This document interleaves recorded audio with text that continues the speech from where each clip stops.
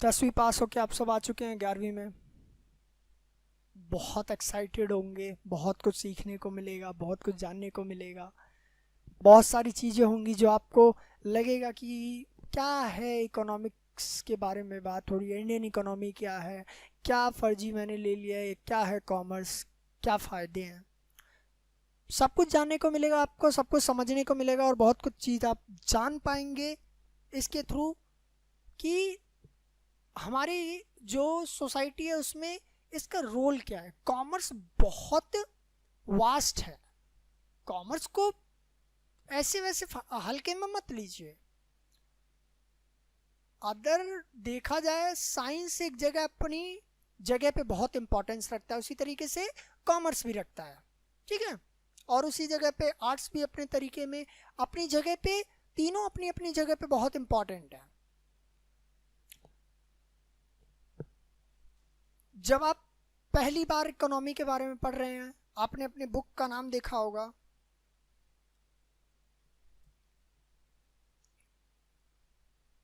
Indian economy, यही है।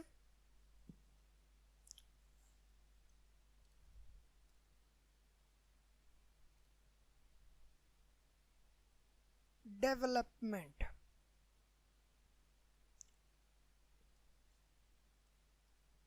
एकदम चिल आउट होके मस्त एकदम खुश होके पढ़िए, बढ़िया से समझ आएगा आपको कि क्या है। बहुत हार्ड नहीं है, बहुत इजी भी नहीं है, मीडियम एवरेज है। बस ध्यान दे के अच्छे से पूरा सटीक ध्यान लगा के उस पर कि वो क्या कहना चाहता है। हर लाइन में अपने आप में बहुत बड़ी बात कही हुई है। बस उस चीज़ को समझने के लिए थोड़ा सा प्रैक्टिकल हो जाइए। आप यूं से यूं निकाल देंगे कि इकोनॉमी और इकोनॉमिक्स क्या है, सबके बारे में आप जान जाएंगे। अभी तो शुरुआत है, 11th क्लास है, नए नए आए हैं, सीखेंगे, जानेंगे, कुछ गलतियां करेंगे, कुछ उससे बेहतर सीख पाएंगे, ठीक है। तो बुक का नाम आपके है इंडियन इकोनॉमिक डेवलपमेंट। इससे आपको क्या समझ रहे हैं सर? पहला पॉइंट, हमारे कंट्री के बारे में बात होगी यहां, अबाउट। अच्छा सर, यहां एक डेवलपमेंट के बारे में बात होगी। अच्छा सर, डेवलपमेंट के बारे में बात होगी तो ये इकोनॉमी क्या है, इकोनॉमिक क्या है?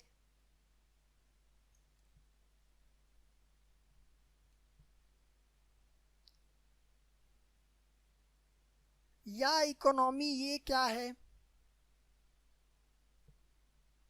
इसके बारे में बात होगी। डेवलपमेंट के बारे में बात होगी और कंट्री के बारे में बात होगी। ये तीन चीज़ों के बारे में यहाँ बात होगी, कंट्री, डेवलपमेंट और इकोनॉमी।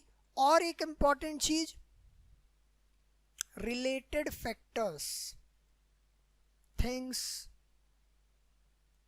या फैक्टर्स के बारे में बात करेंगे हम लोग इसमें। ये चार इंपॉर्टेंट पॉइंट्स जिस पर आप एक पूरी बुक डिपेंडेंट है कि बस ये चीजें आप समझ लीजिए, आपको पूरी इंडियन इकोनॉमी समझ आ जाएगी कि क्यों उसके डेवलपमेंट के बारे में हम पढ़ रहे हैं, इससे हमारे को क्या फायदा हो रहा है, वो सब कुछ आप जान जाएंगे। कुछ बच्चों को लग रहा होगा सर बहुत भारी भारी बातें कर रहे हैं, सर बहुत भारी भारी बात कर रहे हैं। क्या बात कर रहे हैं सर? डेवलपमेंट के बारे में हम बात करेंगे। अच्छा सर, देश के बारे में हम बात कर रहे हैं।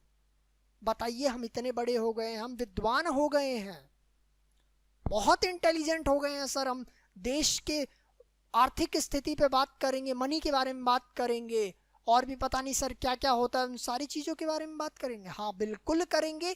हम एकदम इंटेलिजेंट बंदों की तरह बात करेंगे, एकदम पैशन के साथ बात करेंगे इस चीज़ों के बारे में। पैशन निकालेंगे अपने अंदर से कि उस चीज़ को जान सके कि ये क्या है, उस चीज़ के बारे में जानने की पूरी कोशिश करेंगे कि कंट्री कैसे चल रही है, क्या है क्या नहीं। ये तो आपका बुक का नाम हो गया चैप्टर 1 आपका जो आपका इंट्रोडक्शन होता है, और पहला ही इंट्रो शुरू होता है देश का, कंट्री। कंट्री का क्या? इंडियन इकोनॉमी, इसको हाईलाइट करके लिखा जाए, Indian economy on the eve of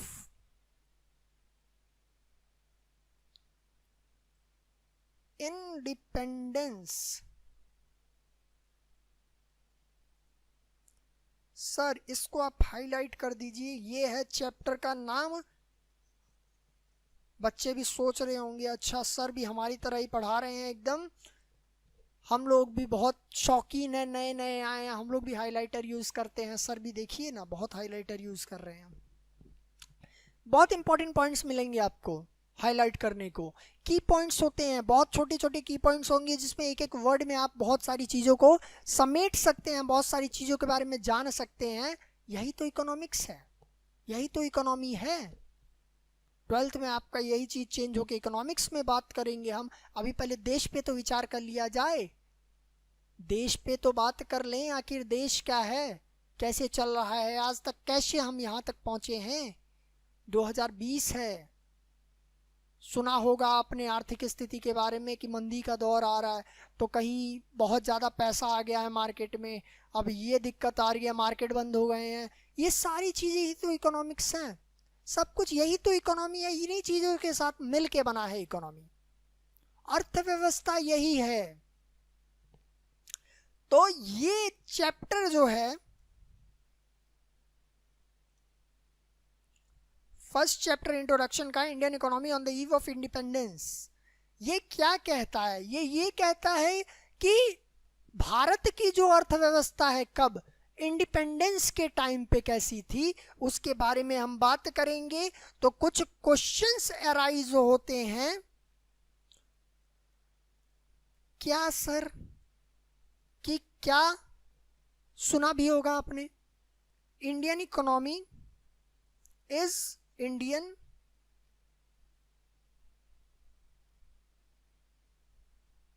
economy backward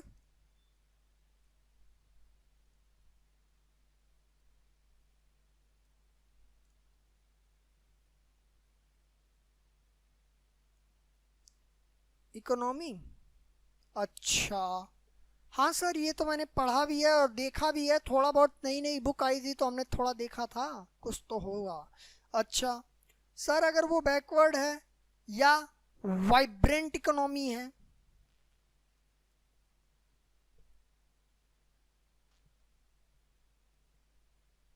फिर बात होती है स्टेगनेंट इकोनॉमी है,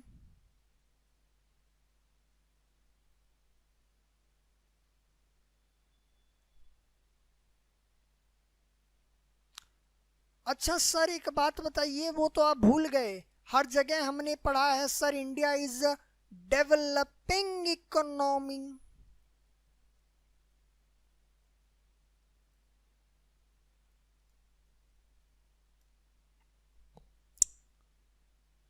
सर ये तो आपने बता दिया कि economy economy economy economy, sir ये होते क्या हैं? ये बहुत बड़ा क्वेश्चन है। आपने इसके बारे में बता तो दिया कि ये इंडियन जो इकोनॉमी इंडिपेंडेंस के टाइम पे कैसी थी, क्या वह बैकवर्ड थी, पिछड़ी वर्ग की थी, वाइब्रेंट थी, स्टैग्नेंट थी, या बढ़ती हुई थी? जो भी था ये क्या था सर? सर ये था, डिटेल में देखा जाए, पहला देखा जाएगा हम लोग बैकवर्ड को।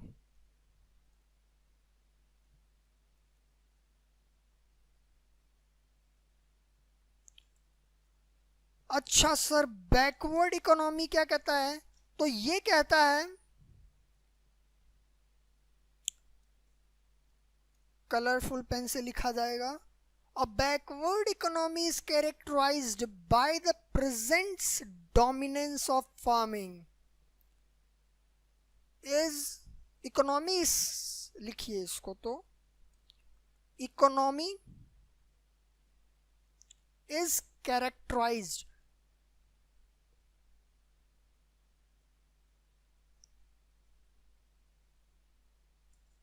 Bye the presence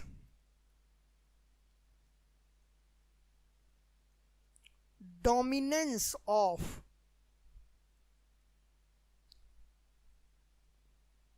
farming as source of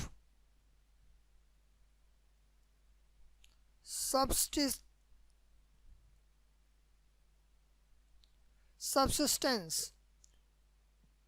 ये कहना चाहता है कि ऐसी इकोनॉमी, ऐसी सोसाइटी जो सिर्फ और सिर्फ फार्मिंग पे डिपेंडेंट है, वो बैकवर्ड इकोनॉमी कहलाएगी। क्यों क्यों कहलाएगी? उसका रीजन दीजिए सर। तो सर रीजन ये देते हैं, दिस इज ड्राइवन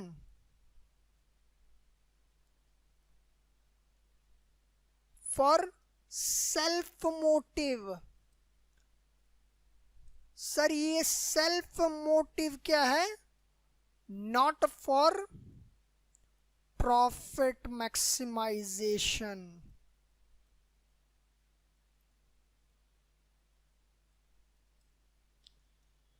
सर ये कहना चाहता है कि इसमें ये सिर्फ किया जाता है अपने लिए।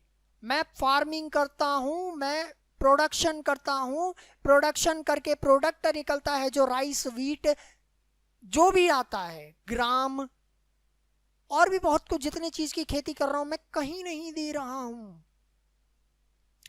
मैं भैया प्रोडक्शन किया, खेत से लाके घर पे पटक दिया और मेरे घर का खर्चा चल रहा है।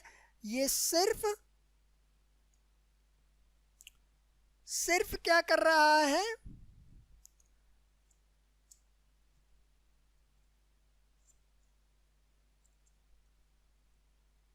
ये मेरा घर है, ये फार्मिंग प्लेस है, मेरा लैंड।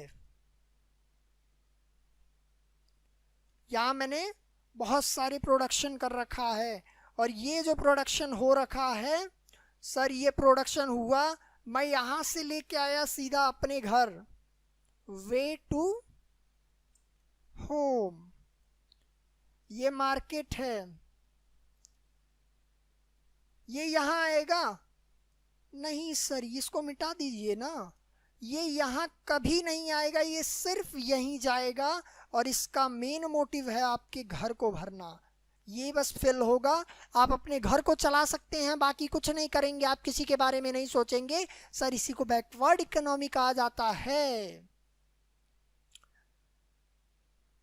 तो सर जब आप बैकवर्ड इकोनॉमी की बात कर चुके हैं,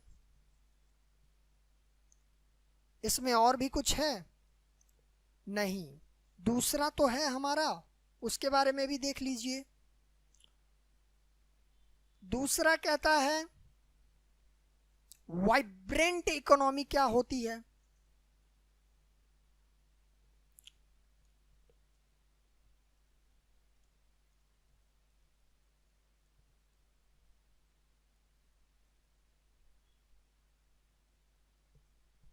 वाइब्रेंट इकोनॉमी क्या होती है?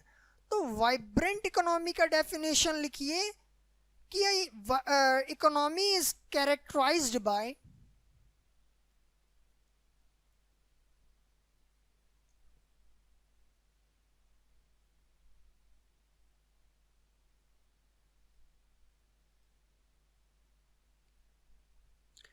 dynamic changes in terms of dynamic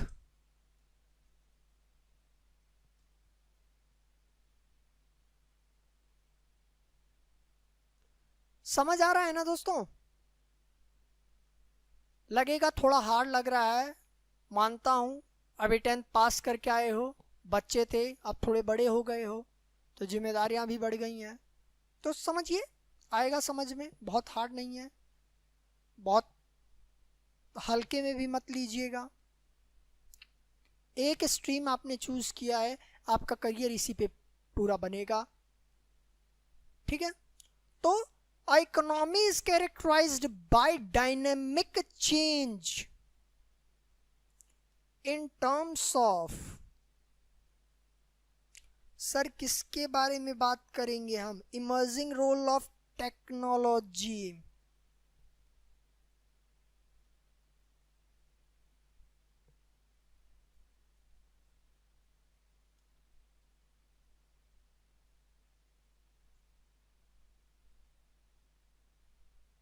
in the process of production।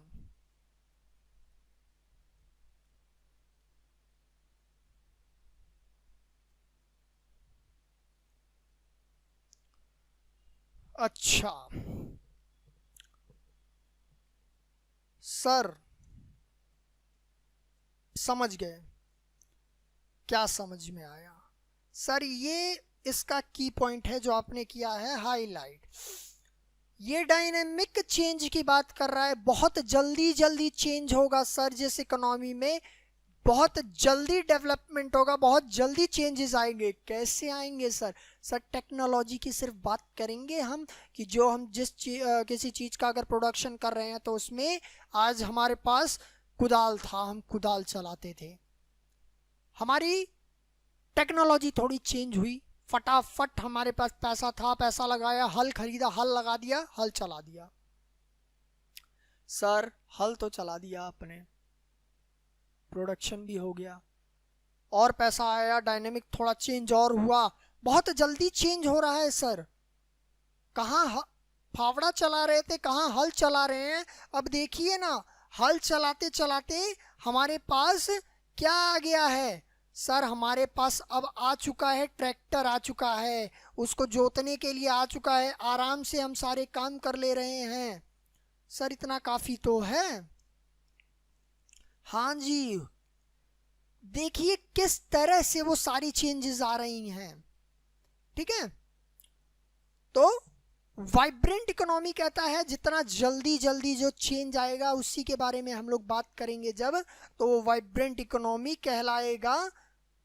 और उसके एग्जाम्पल अगर पूछा जाए कौन सी इकोनॉमी में बहुत जल्दी चेंजेस आता है इस समय देखा जाए, तो जापान वगैरह जो हैं टेक्नोलॉजी को लेके बहुत प्रीशियसली उस पर बहुत काम करते हैं। वो लोग टेक्नोलॉजी पे बहुत काम करते हैं ताकि जल्दी जल्दी न्यू टेक्नोलॉजी आ जाए। हर 2 मिनट में एक नई टेक्नोलॉजी आ रही है। That is vibrant economy. Sir vibrant बता दिया आपने, बैकवर्ड बता दिया, और सर एक स्टेगनेंट भी तो था।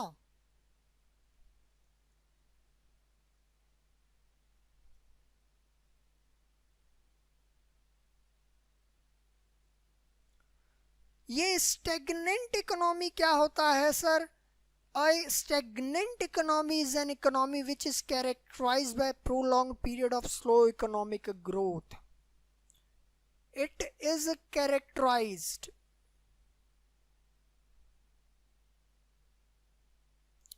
by prolonged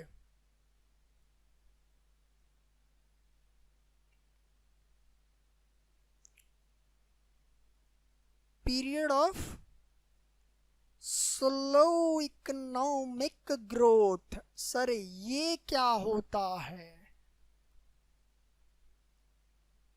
एग्जाम्पल क्या लिखेंगे हम लोग? सोचिए, लिखेंगे नहीं, सोचेंगे। बढ़िया सा कोई एग्जाम्पल बताएंगे।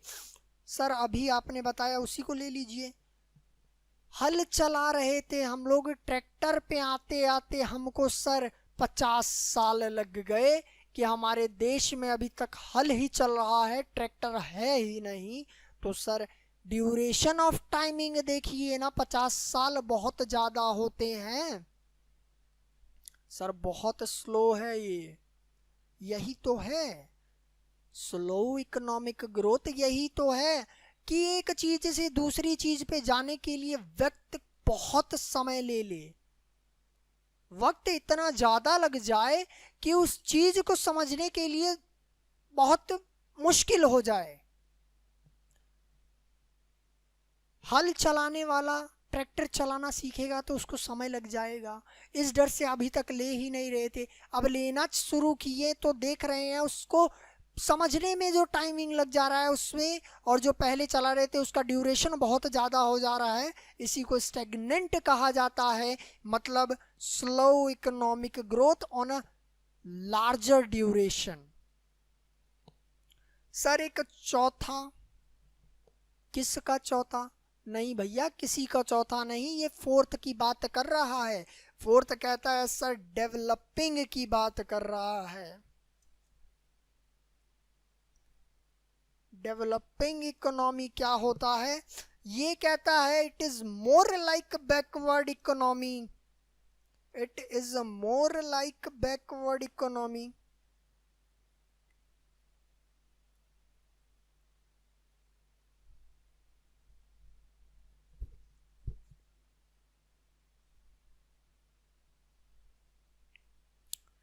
In terms of quality of life,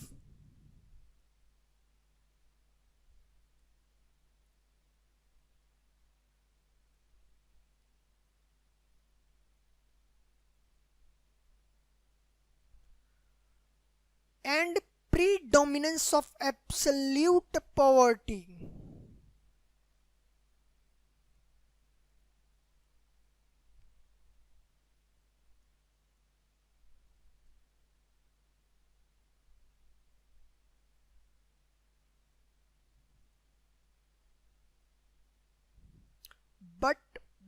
but लेकिन सर पहले बता तो दीजिए, लेकिन से पहले ये क्या बात की आपने? सर ये कहना चाह रहा है जो बैकवर्ड इकोनॉमी की बात कर रहे थे ना, एग्रीकल्चर पे डिपेंडेंट थे सब, सिर्फ बो रहे थे और खा रहे थे, वैसा ही ये होता है। इसमें भी लोग बोते हैं और खाते हैं। ये क्वालिटी ऑफ लाइफ एकदम बैकवर्ड इकोनॉमी की तरह होती है इसमें भी, और इसमें भी एब्सोल्यूट पॉवर्टी की बात करता है, लेकिन वहां पॉवर्टी होती है बैकवर्ड में, इसीलिए वो बैकवर्ड है। क्योंकि जिनके पास खेत नहीं है वो कहां जाएंगे सर, पॉइंट है। तो बट की बात करते हैं तो लेकिन ये कहता है कि at the same time, at the same time,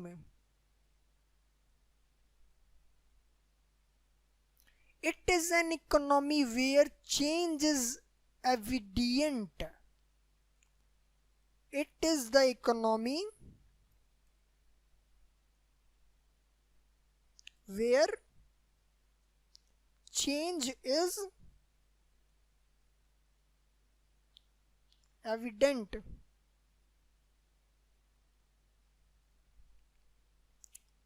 In terms of rising level,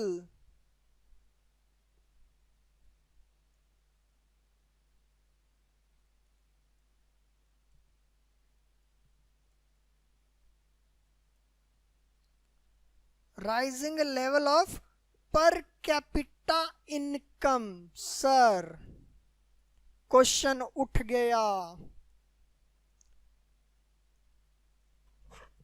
आ रहा है समझ?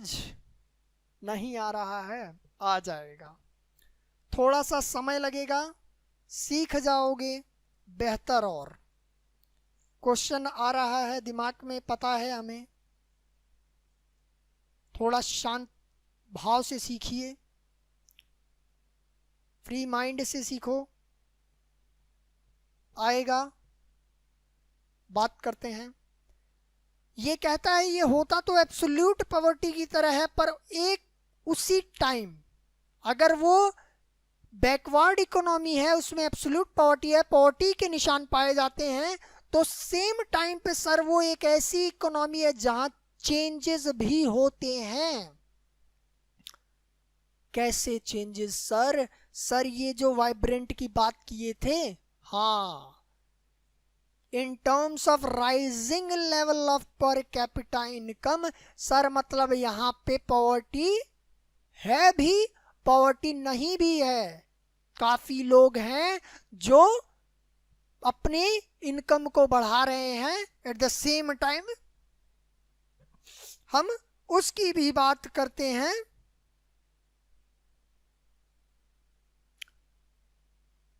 और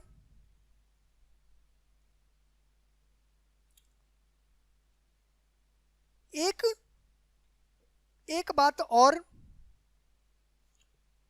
इनकम के बाद, and in terms of transformation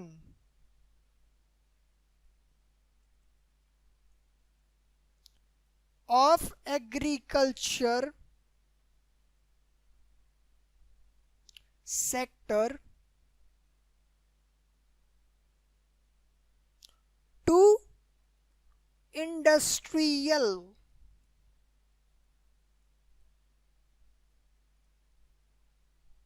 as a source of livelihood.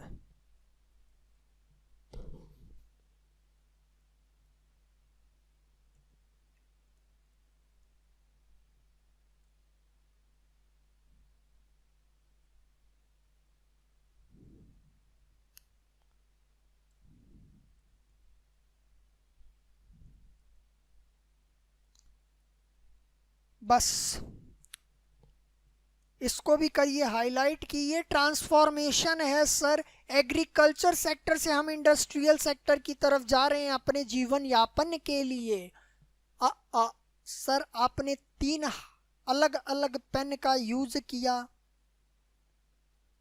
हाँ देखो यहाँ 3 अलग अलग बातें भी तो कही हैं सर। ये एग्रीकल्चर की बात कर रहा था यहाँ पे, ये जो है एग्रीकल्चर के बारे में बात कर रहा था कि ये एग्रीकल्चर सेक्टर बैकवर्ड इकोनॉमी की तरह होता है।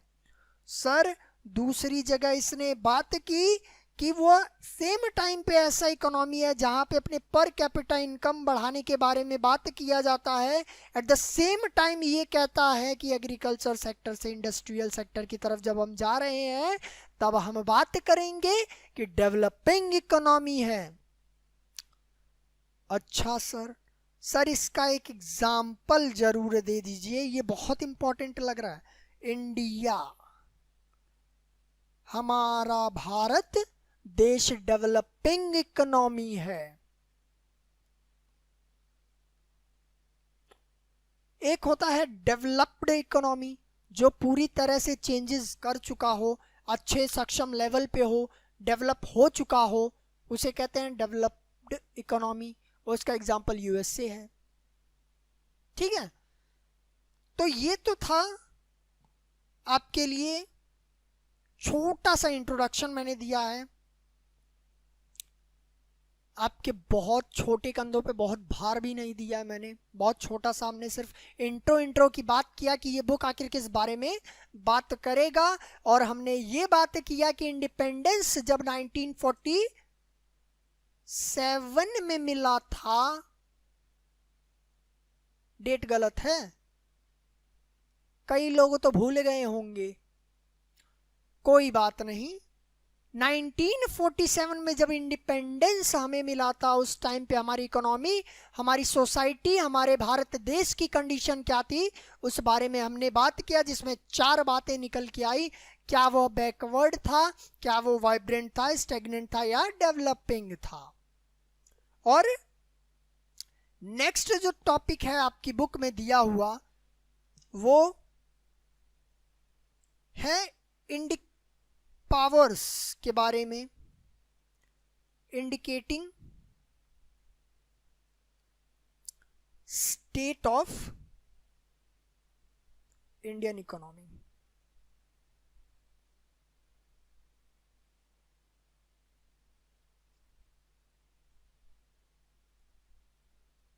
On the eve of independence।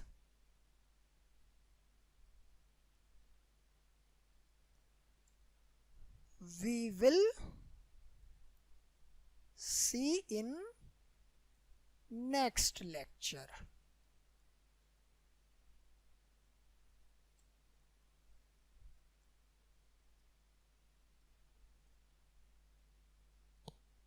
Sir ऐसा क्यों? ऐसा इसलिए कि हमने बात सिर्फ अभी इकोनॉमी के बारे में की है। पहले आप जाइए घर पे बैठ के आराम से पढ़िए कि ये इकोनॉमी जो है, ये इकोनॉमी ईव के इंडिपेंडेंस के टाइम पे कैसी थी। इंडियन इकोनॉमी के बारे में जाके देखिए, पहले उसके टाइप्स पढ़िए, उसके बाद हम देखेंगे कि किन कारणों की वजह से हम इंडियन इकोनॉमी को मेजर कर रहे हैं, किन किन कंडीशन, किन किन पॉइंट्स की बदौलत हमें पता चल रहा है, जो हम अपने नेक्स्ट लेक्चर में देखेंगे। लिए तब तक के लिए ये अ बिग थैंक यू आप लोगों को। मिलते हैं हम लोग अपने नेक्स्ट लेक्चर में एक बेहतरीन कंटेंट के साथ में। उम्मीद है आप लोगों को बहुत अच्छे से समझ में आया होगा। थैंक यू दोस्तों। Subscribe now and press the bell icon. Never miss an update.